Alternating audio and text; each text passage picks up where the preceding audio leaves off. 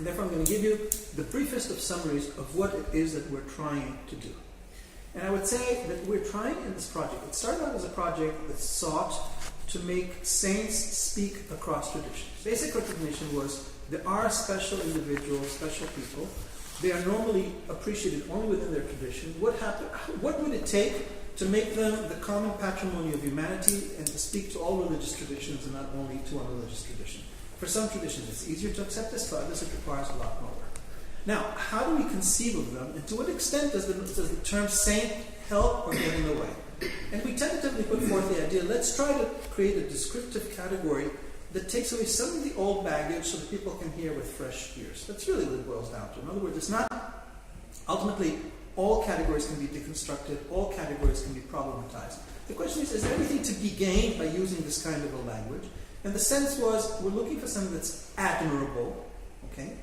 Because we want to feature people, not just describe. So there's an evaluative process, something admirable, worthy of recognition, something that we feel they bring to their community by virtue of their creativity and their contribution. And because saints are normally only recognized per tradition, whereas geniuses normally have some kind of a broader contribution to make, we explore to what extent the fairly new or reconstructed category of religious genius might open doors that would allow us to admire, respect, learn, and be inspired. So I want to say up front that the category really is instrumental. It's instrumental to processes of learning, instrumental to processes of interreligious inspiration and study.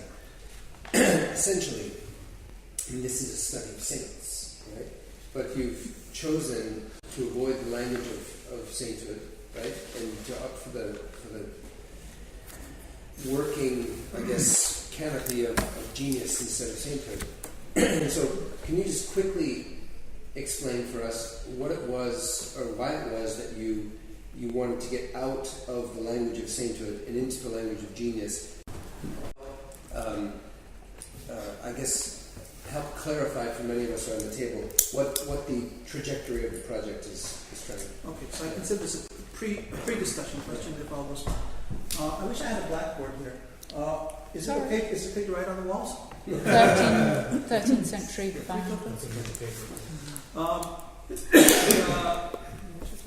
There are many, many categories in the study of religion. I believe that's the part of the paper that was in the longer version and did not make the shorter version. Saints, first of all, is a term that people from other traditions immediately jump on as a Christian term. It need not be so, but there's almost a knee-jerk reaction. Proof is Norman Solomon, when he was first invited, basically responded that way and said, we Jews don't have saints. We don't relate to this. Yeah, I have it in writing. You said it right. I have it in writing from you. Jews hasn't got a saint. He's the expert on Judaism. You speak about it.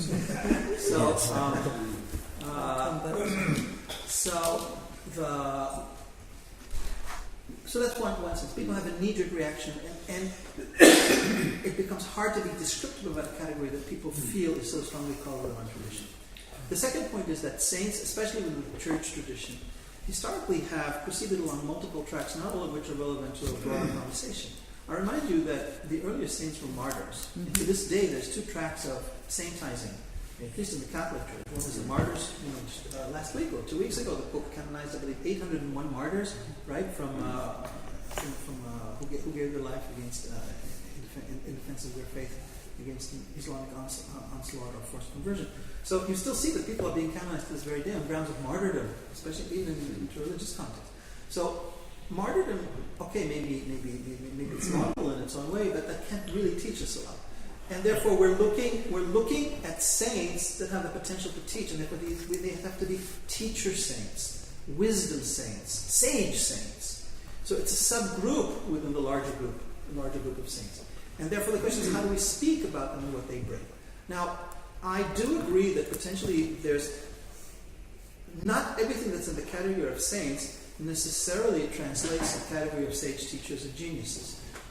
Someone who's a great master at love and humility but hasn't offered a teaching may not fit in that. So there's something that I'm not 100% happy that in the process of how this project moved, by focusing it on religious geniuses, which means the people who shaped the tradition and restate it in the context of what it needs, and therefore make it intellectual, interpretive community statement, because it has all those three dimensions to it. It has intellectual contribution, sometimes stands in relationship to scripture and its interpretation of how it's stated, and makes a statement about how the tradition is viewed within community at a given moment. Those people, while they cover a large segment of who we want, we do end up excluding some people who may not have any great novelty, but who might qualify as saints just by virtue of their expansive being and great love. Sustenance. Yeah. So there is no perfect category.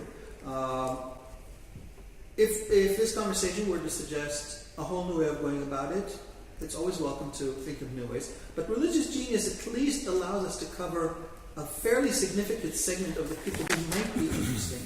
It also cuts across some of the typologies that exist, like founders, teachers, reformers, saints. There's various other typologies, and therefore, if you say saints, usually one thinks of a certain hierarchy. One wouldn't think, for instance, of founders as saints. So that's one way of broadening. So each category opens and closes. This gives us enough material we can talk about these people at least for the next few years. Is it also true for other faiths that it seemed to be? Is it true for other faiths that it was for Judaism that there seemed to be much later in history? I mean, there's a reason that it wasn't before like 1600 or whatever it is. I mean, but I guess whatever the Baal Shem Tov was, is there? He's much later than Elijah, Moses. Yeah. Now let me explain about the point of view of Islam, because it's very important. Oh wait, is this answering my question about the time frame? No. Okay, my question was about why these saints, Jewishly, I don't know about saints, were seem to be much later in history. Daniel's raising an important methodological question that is still to be determined. When we initially put this project forth, we proposed that if we want to get into these people, we have to move away from hagiography and away from myth and closer to historical reality, and therefore contemporary, near contemporary people with whom we have autobiographical information, biographical information will make better candidates for the study of that. For better or for worse, scholars on the project have not adhered to that suggestion.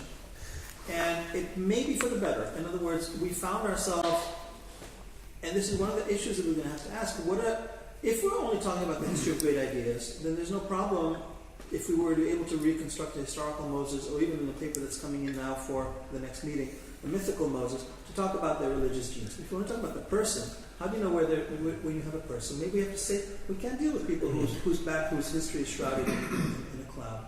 And therefore, let's only talk about contemporary people, or people that we have left us a journal, poetry, writings that we confirmed, any methodology that we establish. So I intuitively would say that the later the figure is, the closer the chances that we're able to get to the person, not only to the teaching. I think this is going to be one of the issues we have to determine: how far back can we go, and is there meaning to talking in this project about people who are not historical personalities? Yes, what Buddha was also, of course, on the point of view of Islam, the word of saint is Christians. They do not like to use it. They do not like to be mimicking or copying of them, except in Islam there are two branches, Shia and Sunnis. The Shias, more or less, they have a saint, which they call Awliya. And of course, these are both family of the Prophet, and of course the people which will follow the path of the Prophet, and of course in a different way they have. And their definition is very high, because they believe these people are sinless. And these people are, by the way, they are dead, they can help. And of course, so miracles and intercession, yes, which is what David Patterson spoke about at our meeting on yes. So miracles and intercession are two things that we're actually not going to be focusing on this in this particular project, because the likelihood is that both prayer to and miracles attributed to really are more insider stuff and stuff that can work across, and that's one of the advantages of talking about religious genius. Does that mean that you can't pray to a saint of another, or in conjunction or in the inspiration with another saint of another tradition? No, that doesn't mean that. But it does mean that there tends to be the stuff of how the saint operates within the tradition, and that's less the focus of this project than the teachings and the wisdom. But the next one is a Sunnis. So of course Shias goes follow on everything we said. The Shias, but the Sunnis, which Sunni doesn't, except they got a saint which they come from there, but they have a scholar, that's ulamas, or ulamas, and they have a chance. For example, from zero, son of the bricklayer can be become alim and become very high. But as they get higher, they more get humble, because you say, as they get higher, they say, we are a student, we are not a scholar, we are a student, we are a student. And if you tell them, no, you are a scholar, they get, you understand, they don't like it very much. For that reason, they must be humble. If I call him a saint genius, that means saint genius, with all respect, of course, you bring a pride. Oh, I'm this genius. And when you bring a pride, you just drop everything down, because a person who's a pride cannot be saint.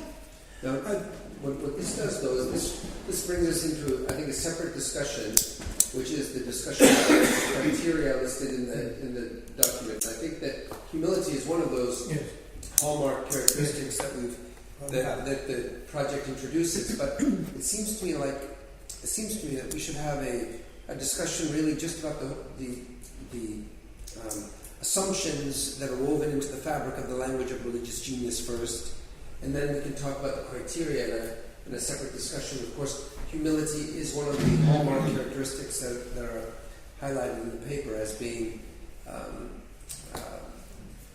maybe telltale signs or key characteristics that seem to accompany religious genius in the various traditions. But I think that's almost a separate conversation. But I agree, it's a separate conversation. What we had, I asked several scholars, of course, before we come here, I said, what do you think? The scholars were talking about that, I take my hat to them. And they said, no, if anybody wants to go follow. They're really strict, we don't respect, of course. For us, there is no problem. What we are not, and we cannot accept. For example, Islam cannot accept that, for example, goes follow the Gandhi, or it says what it says. You understand what Gandhi says, or what for example, or even what the Rumi says. Rumi we cannot call him saint, because some people does not like him.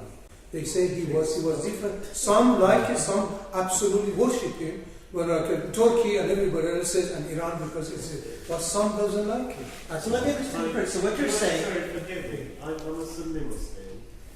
This is, we've had a tradition of Sufi saints from the very beginning to today.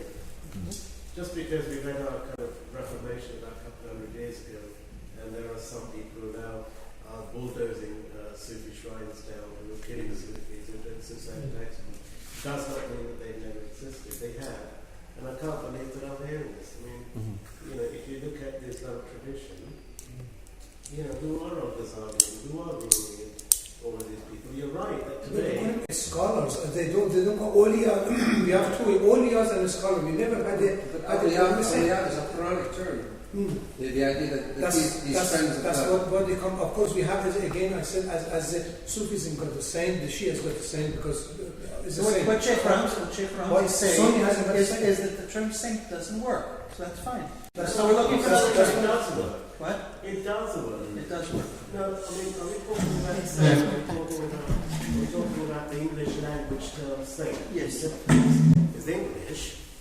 Or we're talking about the essence of what saint means. Right.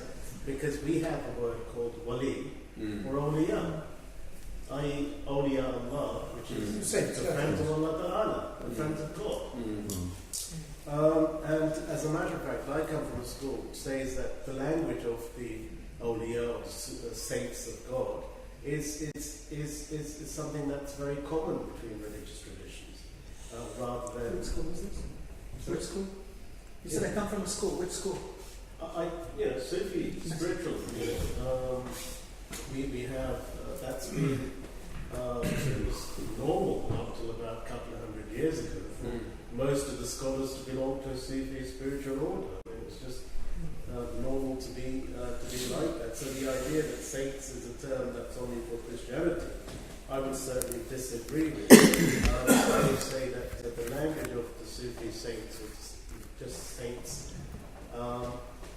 transcends actually the exoteric forms of religion, and it's something that at the level of metaphysics, it's something that we can all share in. So if you look at Sheikh Reed and Arabic, sure, some Muslims don't understand, understand it or can't make sense of some of the things that you say, but doesn't mean that he is condemned.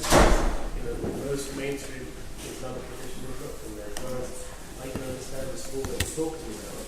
There's not a matter of school, it's a matter of course, we got two sects, this is the Shias, and of course, part of it which become Sufism, which always got top, but in general, they don't accept it. Simple as that, but themselves they don't accept it. From 1792, ever since we've had this Wahhabi movement that emerged, they are the ones who come up with this new form of I don't put a name on it, Wahhabis or whatever.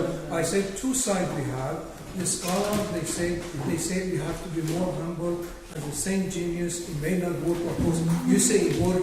There is no problem. Let's talk about it. But I would have thought in Islam, which I know, and of course as a Hanafi, I'm a Hanafi, which is 98% of the world is Hanafi. They may not accept. We have to be. I think in some ways we have a nice illustration of the fact that saints may not be the best term for us to use because it elicits different responses even within the same community. But we have to remember that Hanafi refers to fiqh. It does not refer to your school of spirituality. So in the tradition that our dear brother was speaking of, is that in times gone past, it was quite normal for people to have a particular school they followed for fiqh, another school they followed for kalam, and another school they followed for spirituality. Yes. Which would have been one of the Sufi tariqas. And so I think what we can gain from this discussion is that there are different sensitivities even within a tradition. I do want to make it absolutely clear that the voice that Sheikh Ramzi represents is a minority voice within Sunni Islam. It still remains a minority, it's not a majority voice, and I think that's really important to realize. And we might disagree. No, absolutely, because 98, what I'm saying at the moment, 98%. It's a 98% minority. Let's agree it's a 98% minority. But the Hanafi affiliation is a jurisprudential affiliation and not a spiritual affiliation. So I think it may serve our time best. Welcome everyone. But it may serve us best now to. I'd like to hear B, and then we'll explore further the usefulness of religious Jesus, because we got lost now on saints, but in fact we want to see, can we take this conversation in any way forward by applying religious Jesus. I'm sitting here thinking it's a particular linguistic problem of the West that you put saint in front of the name. If you're a Greek, you put hagios, holy, in front of their name. If you're from other traditions, you put sheikh or teacher, or we're talking about arguing about words when we should be looking at principles. And also, there's one of the principles is the difference in the Eastern and the Western way of looking at people who are examples of faith and teaching and goodly life. Faith, teaching and goodly life. Within the Orthodox tradition, we have a category of saints called fools for Christ, who are people who act out the parables of the folly of being a human being.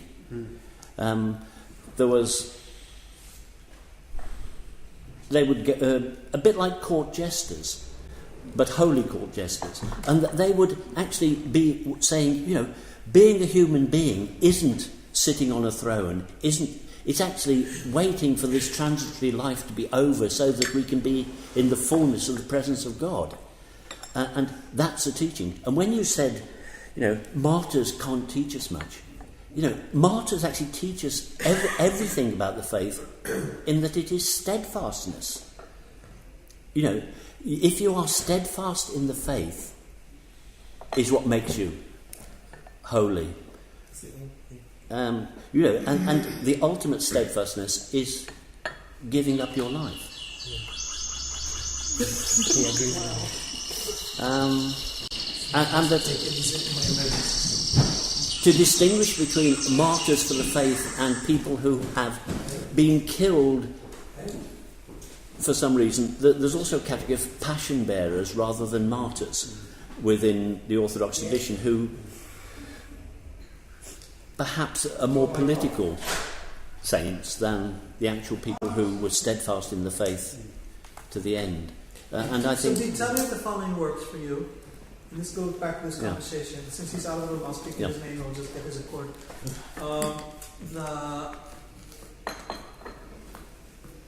Every category has its pluses, minuses, usefulness. Every category has its limits. The fact that we already speak of saints, we know it, and that we're arguing, should we put the name before, should we not put the name before? Should we recognize this term not? And those terms already taken up creates a kind of static that could potentially deflect us from what's really interesting, which is to learn.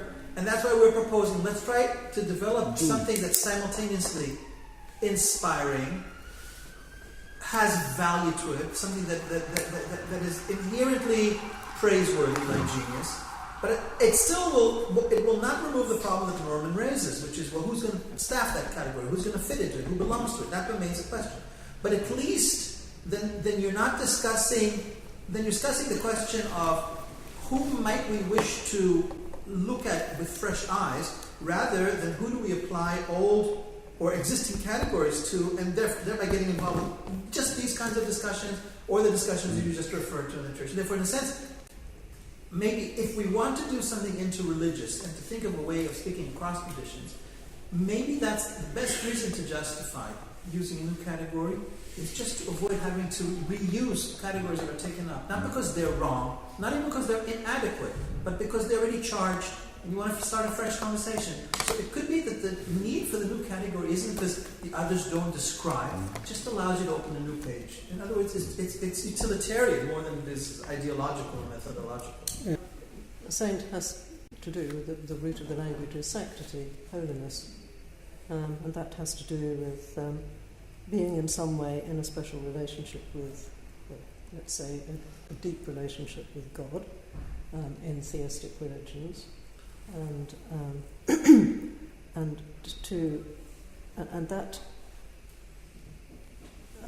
brings with it the idea that what you are is not because of some gift of genius that you've been born with. It is because of God's grace working in you, and you're cooperating with that grace through your life. So you become an exemplar of what it is to be a Sufi saint, or a Christian saint, or a Jewish holy rebel, or whatever. And you would certainly reject the idea that you are a genius and that is a suitable category. So why continue with the exercise of trying to place upon these people a category which they would consider inappropriate? So perhaps it might help to perhaps think, I don't know if you've rejected other words other than genius. Go ahead. I'd just like to throw out, for example, exemplar, which might be acceptable. Exemplar. Someone who, in their self and their teaching, is a good example, a mature example of what that tradition at its best can offer. And that wouldn't be thrown off in humility? someone would not throw off that title in humility? I think they might, but in a very different way from genius, I think. I mean, they might say, don't follow me, follow Christ, or whatever a Sufi saint would say. But I think it's possible. The fact is that Christians only declare saints after they're dead, because if you went to a living person and said you're a saint, and no, I'm not a saint, I'm a sinner. So you die first and become a saint later. Yes. So you can't really use that criterion even for saints. What would they agree to be self-described? In other words, that's a criterion that will never work. What? What would they be comfortable being described as? Because they wouldn't accept exemplar, and they wouldn't accept saint. They wouldn't accept anything. In other words, that argument only makes sense if they would accept it to be anything. And you say, well, then they recognize themselves as that. But if they'll reject everything, then we're forced to adopt some category. What it gets away from is the idea that there's something innate in them. That's the challenge. And that it was by their own effort they became, as it were, a genius. And are we sure that that's what genius implies? That does seem to be what genius implies. What, yes. effort? Well, you have an innate gift, and then maybe you work on it. But you're born with it, as opposed to have to work. Right, I agree. So a genius, you're born with your genius. Yeah, but if supposing you're a potential pianist and you never meet a piano, then you wouldn't be able to work. Exactly. One of the interreligious problems is that if we're thinking about a sainthood or this exceptionality in terms of God's bestowal or God's giving or God's grace, it makes it very difficult to translate over to non-theistic traditions that do not posit a deity that is bestowing, right? Or even non-traditions, or even theistic non-traditions. I mean, just for the sake of argument, I've only suggested one word, exactly. No, But that would work for Buddhists, wouldn't it? Was a Buddhist.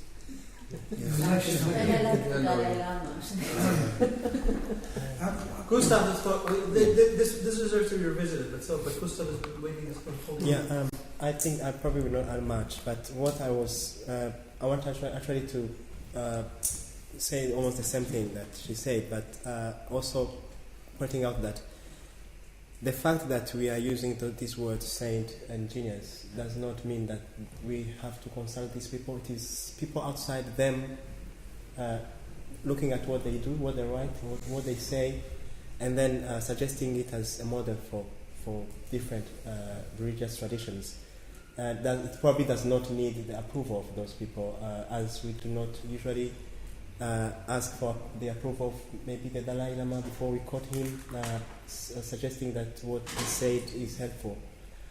But are there people in other traditions that we can maybe not call saints, that can inspire somebody who is from a Sunni religious tradition?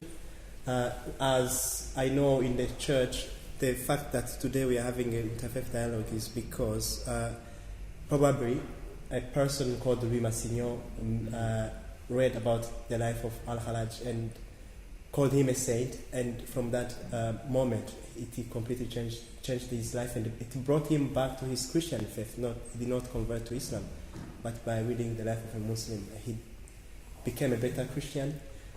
So is what happened to him a result of something he read from a genius or from a saint or from somebody who could qualify in another way? The words genius for me still could work as long as Khalaj will not come back and complain, sorry, I do not approve of that. Because why would it work? I want to understand you, Gustav. Why would it work? For me, it would work only in the fact that we know that we can see the result, and it does not need the approval of the person. The result being the change that it made in Louis Massignon, and from there also in the Catholic Church and other Christian churches. In other words, Khalaj's ability to speak across 12 centuries and across different traditions, and ultimately to penetrate Vatican II in some way through the back door, all that is a sign of greatness that you think is appropriately captured through the term genius. Do I understand you? Yeah, if we choose the word genius, we still. What I mean that it does not need the approval of Halaj to say. No, that we understood, but you still find it helpful to understand Khalaj's genius, As a genius, because of his capacity to speak in this way through Yeah. Massignon to the Catholic Church. Yeah. Now the problem that it poses for me, which is very important, is to know if Halaj is seen by his own religious tradition as a genius person or a saint. And from that moment, the people we choose, maybe that is one condition we have to put there before they go outside their religious tradition. They have to be fully accepted in their religious Well, fully tradition. is difficult because it depends on whether we ask the people who crucified him Yeah. or whether we ask the people who rioted in the streets when Yeah. they killed him. Yeah, So that is the full part, problem. I think one of the qualities that we notice in many of these exceptional figures is that they arouse controversy within their own tradition, and so we're never going to have consensus about their greatness. All of these people are controversial in their own environments, but there's also another part of this discussion that I think we need to bring, and that is that when we use the word genius, we're also invoking a whole psychological literature about genius, right? Which hitherto has not really been applied to religion or to religious figures. Yeah, and so this is genius psychologically is a loaded term. So, I mean, when you said we need to do two things now, I actually wanted to do exactly the opposite. I wanted to focus on what Gustave was saying. I wanted to focus on what are the qualities that we've been looking at. And out of the qualities, then come for a definition and decide whether the definition is right or wrong, or fits or doesn't. Because it seems to me the distinguishing factor of these people is their qualities. And that is what creates something. So what I'm interested in is what creates an ability in looking at someone out of your faith tradition to inspire you, to ask you to look at their scripture or their religious text in greater depth, and what brings you, not necessarily, it could bring you to conversion, but also perhaps closer to your own religious roots. But what I find quite problematic is for people, or Muslims, to argue today that such category never existed. We don't have such a category. Yes, I do. We agree with you. There's no point arguing further. We agree with you. And can I also, in terms of labels, I think Al-Ghazali said that once we know the essence, we can dispense with labels. And I think labels or categories are signposts. And we would never, I think, agree on that because we come from our own different traditions or an exact definition that we all agree on. But it's a signpost towards something. And I think if we can get to, I would follow, I'd second what Charlotte's saying, go beyond the label or the category. Let's look at what's really going on. Let's see whether there are any commonalities there. So Charlotte, lead us through it. Well, I think we have two qualities have already been proposed inadvertently in our discussion. One quality is the quality of humility, which has been brought up, which is in the paper and acknowledged. And then the other quality, which was introduced by Gustav, is not really in the paper, and that is what you're talking about is not so much the person of the saint, but the power of our perception of the person of the saint. For example, the power that Halaj had on Massignon. So this is not necessarily connected to in a scientifically verifiable way to the person of Halaj, but this is connected to the power that the legacy of Halaj has in a continuing. But if we read Massignon and Halaj, you can ask what about Halaj touched Massignon and thereby arrived at the category, and that's what we're trying to do, right? So I guess it's the generation of a powerful wave of influence which goes perhaps way beyond that person's immediate sphere of influence, right? So I think we have humility, and then we have this idea of residual power or of influence. I agree. That's really incidental to what the actual power is. Could I suggest love is a very powerful. Also, power is very lovable. Yeah. Love is a very That is It's good. level one. Power is a law. It is that I know. I couldn't resist that. Okay, so we've had Forgive me, I forgot your name. Monawa. Manoa. Monawa. Munawar. Monawar. M-O-N. Yeah, goodness, yes. Okay, so Munawar has also suggested love, and so we are in dialogue with the paper, even though it's not consciously and explicitly so. That's number one. Yeah. It's a great exercise. Create your own things and we'll see where we come in relation. Yes. So we have humility. We have. I'm sorry, you said something about the idea of a residual power or something. Well, I'm disagreeing with your point Okay. about it being about the influence and evaluating in respect. And that was really Alon's point that it's not about that's incidental. The fact that later we can see that there was a power, and that's the way we evaluate it. That they evaluate it for what that power actually influenced later. You know what I mean? Okay, so how would you capture that? I'm not. No, you said He wants to take one it. way to evaluate someone's genius is by seeing how people responded to that down the line. Mhm. I'm disagreeing with that Okay. because that's incidental to what actually the influence actually is. Okay, so are you disagreeing with Gustav's point Yeah. about Halaj on Massignon and Massignon on Vatican II and okay. Right. I mean, So- I don't know where that falls. so- if okay, the so- brainstorming yeah. then So I'm just gonna no, that's great. No, So- because that belongs to a different thread. That was the thread of the legitimacy of the ability to speak about genius across traditions. So he's saying genius made sense to me. Look at the case of Massignon and Halaj. Now we've started a new thread started by Charlotte, which looks at the core attributes. What he's saying is don't confuse the two conversations. Yeah, good. Okay, good. Charlotte. Well, you have. There are some interesting ones. If we're going back to the paper. But As if we need those- to, I thought you didn't want to.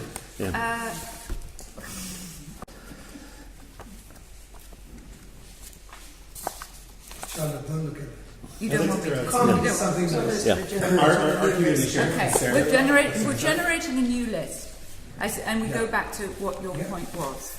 We have to be fully aware that the effect of any religious inspirator will be. We'll end up doing a project on inspirators rather than.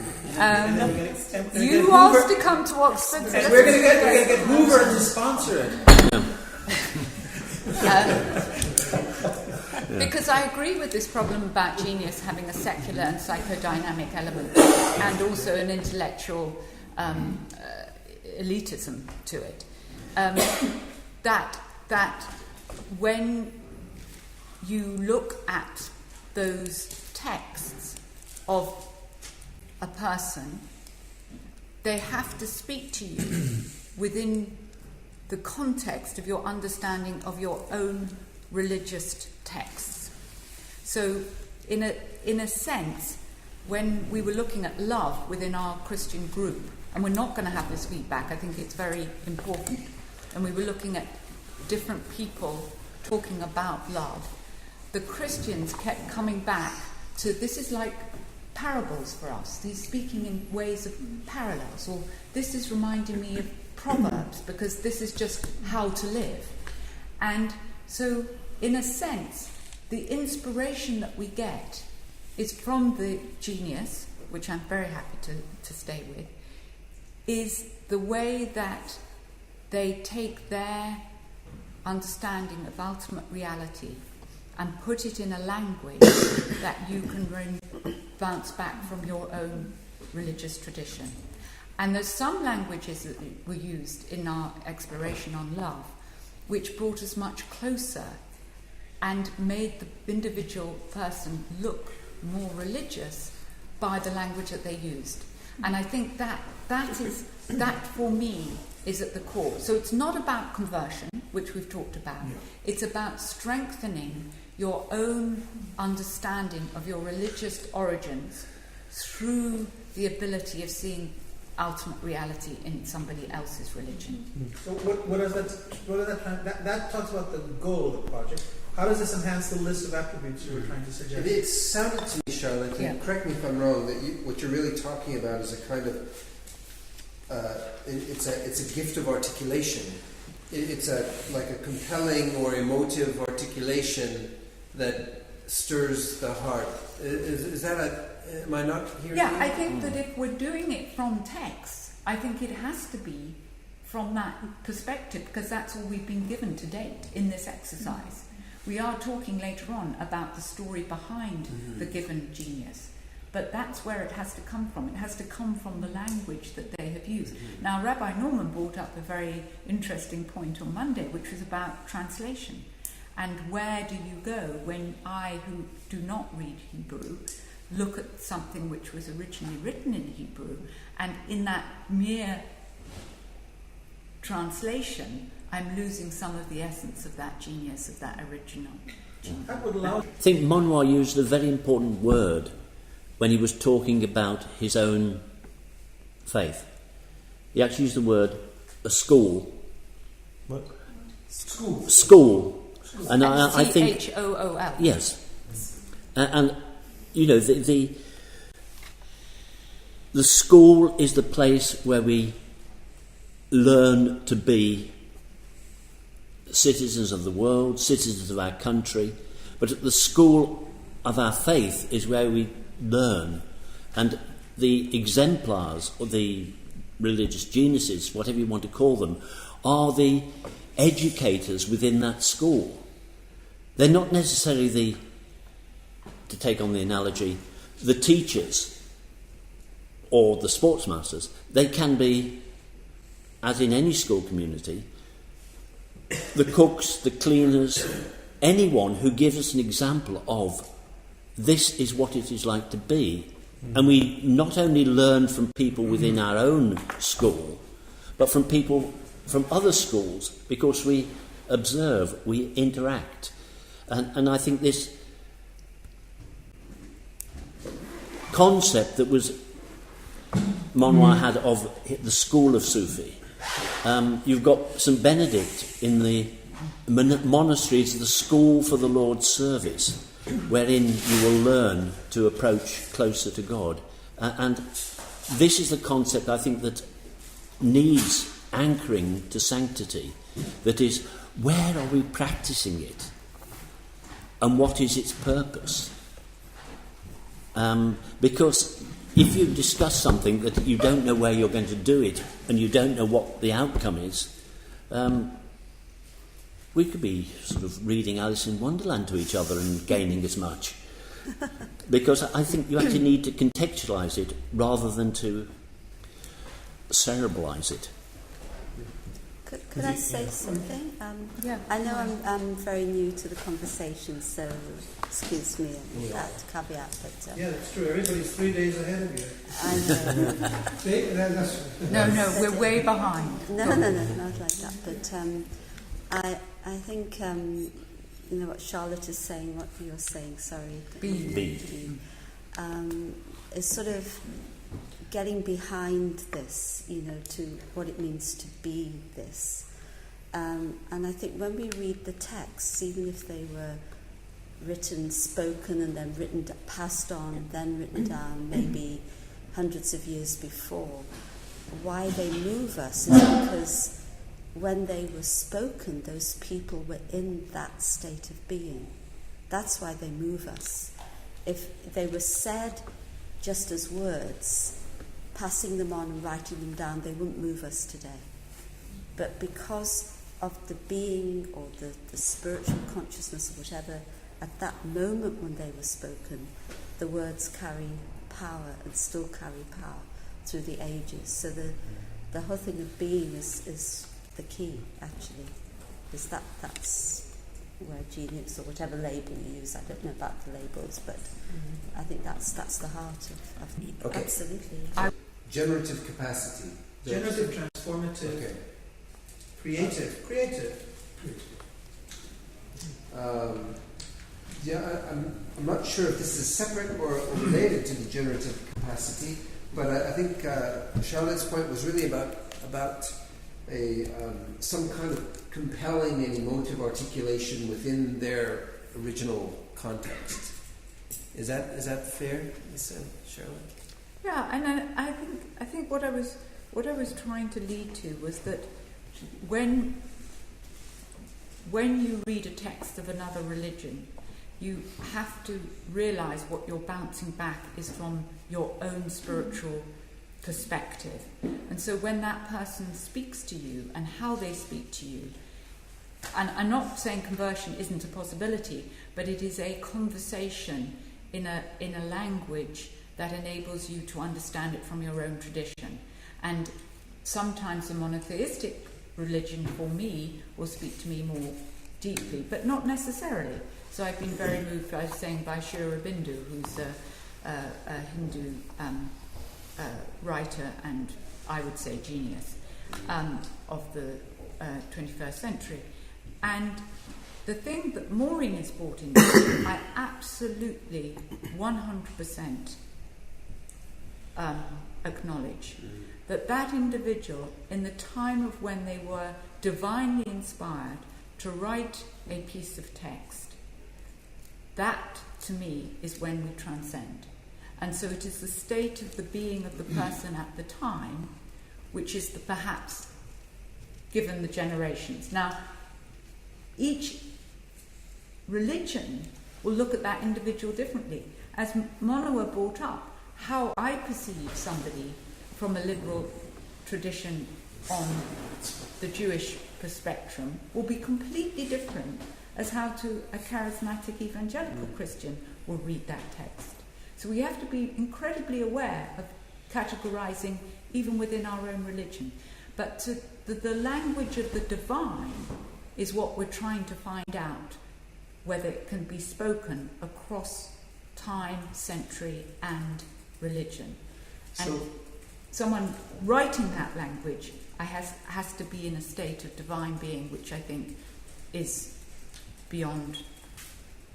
I'd say it's not even just writing it. What has happened mostly is that it's been spoken, passed on orally, then written, and still carries that power. And also music and poems. Sorry, So would it be fair to say, and I mean, as I didn't understand Georgina's point. Spell that out again, about the music and the poems. Well, I was very touched when I was reading some of the poems. It made me understand the different faiths, which I'm not, I'm not into, but I was relating a bit to, as you say, to my own Christian culture. I haven't had a Christian upbringing, but my Christian culture.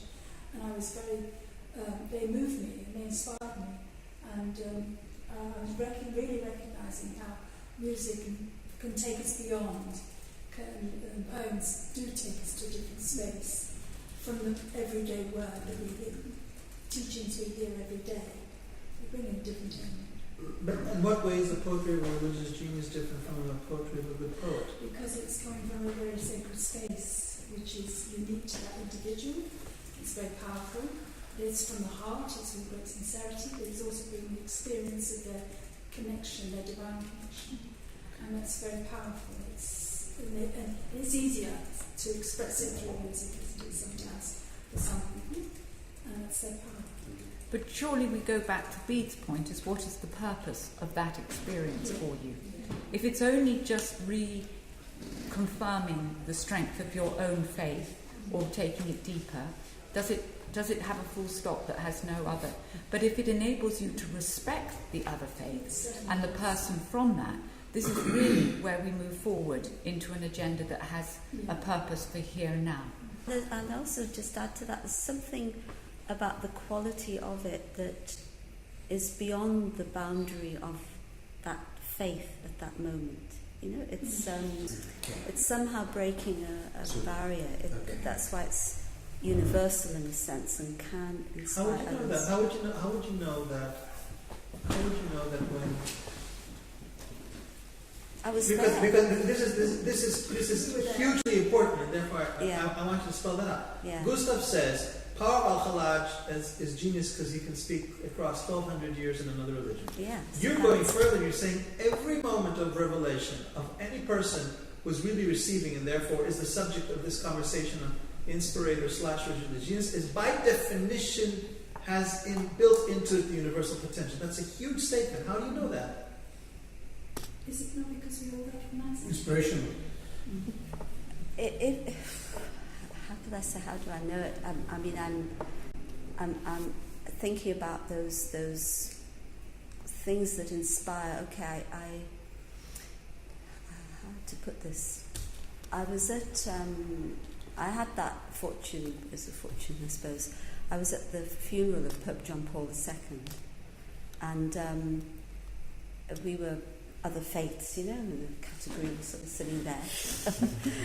There was Jewish, Muslim and other faiths, but there was something about the experience that, there was like 200 heads of state, there was, anybody could throw a bomb, anybody could, it was an open St. Peter's Square, but I knew it was totally safe because of the spiritual power of that man, of that soul, I should say.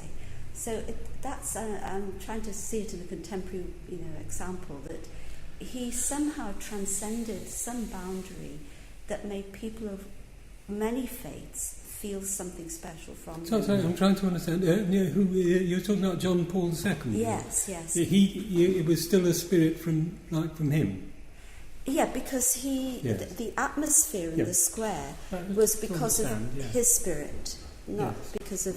So it made it... It also had to do with his legacy, you think? His teaching? Legacy, but the kind of being that he... I will say is, because I believe the being is eternal, but, he was on the earth, it is wherever he is, but it was something that had inspired people in such a way that nobody could do anything violent. That was my feeling. I felt perfectly safe. So I'm trying to give a kind of example. Touching into his being. Yes, I'm trying to give an example. But how do you know that when John Paul II brings forth a teaching for the church, or makes a direction, or puts something into practice, were he to be recognized as a religious genius, that moment is itself also universal and therefore applicable to other religions at the same time? That's what I was asking. But that I can't say, because, there would be many things that he said that I wouldn't agree with. For example, there would be many things that he said about doctrine or whatever, or the way in which it was applied, that I may not agree with. But it's not about that form, it's about the way his spiritual presence. Do you know what I'm making myself clear? It's very clear. I understand you. I'm trying to push you towards it's his qualities, his connection with God. I don't know. He knows what was within. You said presence. Yeah. And the question is there a way? If I'm childless. If everything in the model, these 10 qualities, in some way really convey this very notion that you use, not presence. Because love conveys it, humility conveys it, and presence of heart conveys it. Many things convey presence. What descriptive category to describe the type of person we're talking about conveys presence? I think this is a beautiful moment.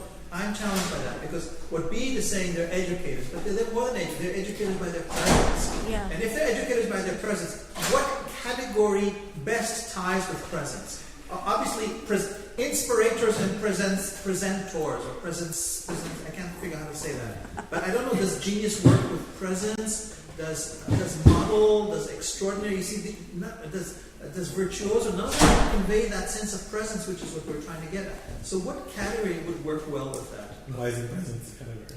Why is presence a category? Why isn't presence a category? Well, how do you describe people who have presence? You see them and you see that they're somehow... That's a sentence. What's a word?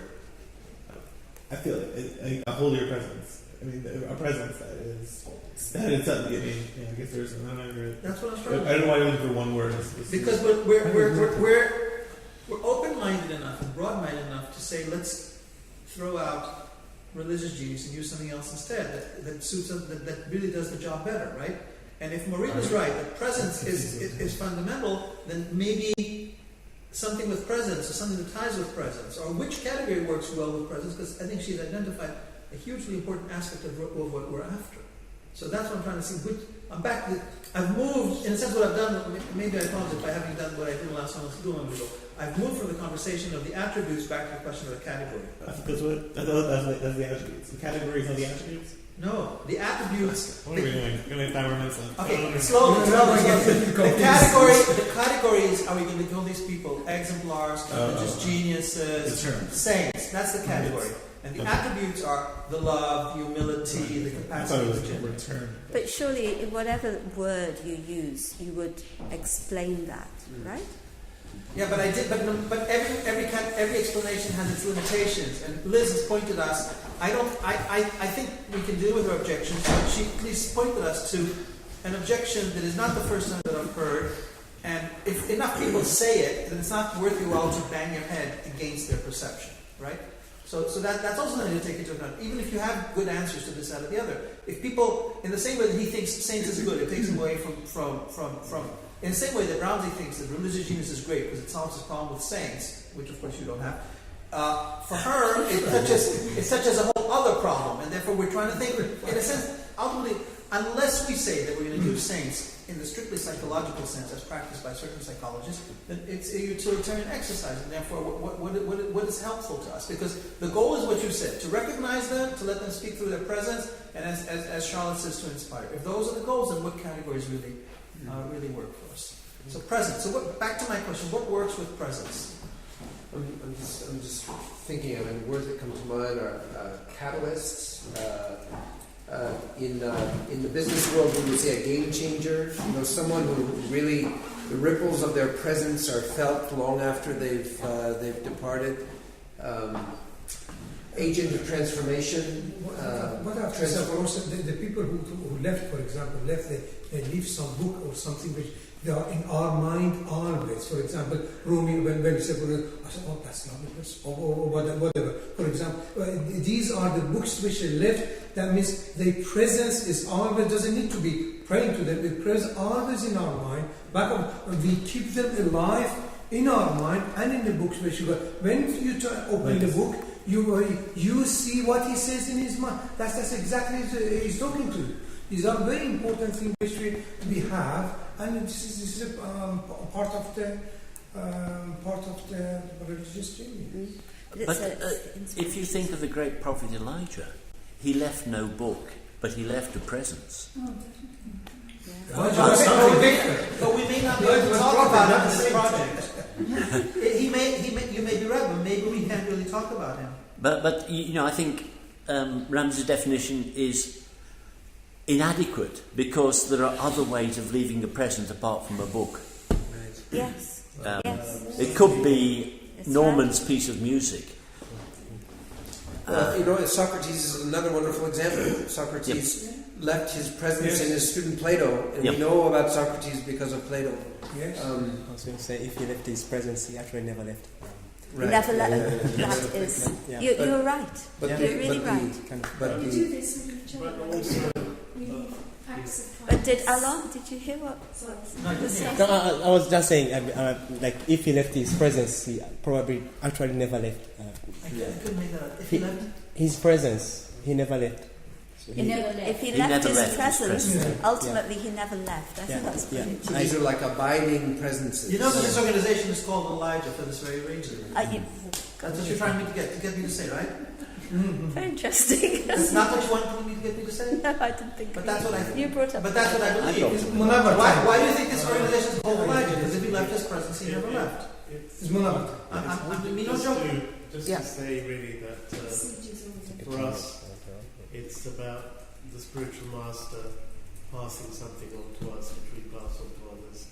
If we go back, it takes us back to the prophet. So it's something that's transmitted from person to person. So it not necessarily doesn't have to be in a book. Yeah, of course there can be. As I said, is in our mind. It's called a secret. Yeah. And it's something that's often beyond the language. Can we call them masters? Yes, spiritual Masters. Several of the words that have been suggested as alternatives, and I'll say exemplar, model which Gustav used, and inspirer, let's cut it down to the actual basic word, inspirer, are about a function, about what these people do for you, or for society in general and the world, or their own tradition. And I think that within each tradition as well as across traditions, there would be no fundamental objection to seeing them as having that function. So function words would be very broadly acceptable. Genius, however, would be repudiated not only by those people, and you came back to me, wouldn't they object to being seen as exemplars, or possibly, but there's a different case here. The tradition, as well as they, would, on the whole, I think, saving your presence, would be uncomfortable with the word genius, because it does suggest something that comes from them rather than comes from their religious formation and grace and so on. So I would suggest that perhaps looking for a function word, rather than this word which is about who they are in themselves. Yeah, but then you've got Maureen to tackle with, not only me. Because what Maureen said was that actually what's really important about these people is not just what they do, but who they are. And therefore we've got to find a way of speaking about it. So how do you solve that? I didn't hear her saying who they are. I heard it and she just nodded, and she'll say it to you again if you need to hear it. And then we'll hear it from me. I heard her saying being in a state of inspiration, a spiritual state. Yeah, yes. Yeah. Who they are, what does that mean, who they are? Not about their role or what they did even, but the inner state of inspiration that led them. But it's also their inner state of being, if I understood you correctly. State of it's being. who they are in their being, not who they are as functional. Yeah, in that sense, who they are. And therefore there's a big difference between your two perspectives. If you could reconcile it for me, I'll be a happy man. No, but you was going to say a little bit more. Something more you were going to say. Well, I mean, to me, you're talking about an effect that comes from a particular state of being. Yes, yes. Exactly. Well, that's the same as what I'm saying. Yes. But in order to reconcile that with the idea that you do not get to that state by your own innate gifts, as it were, but it is a gift to you. I mean, the word gift is tendentious, sorry, but what I want to do is to be open to the idea that a religious person who becomes a mature and wise person who can be an example to others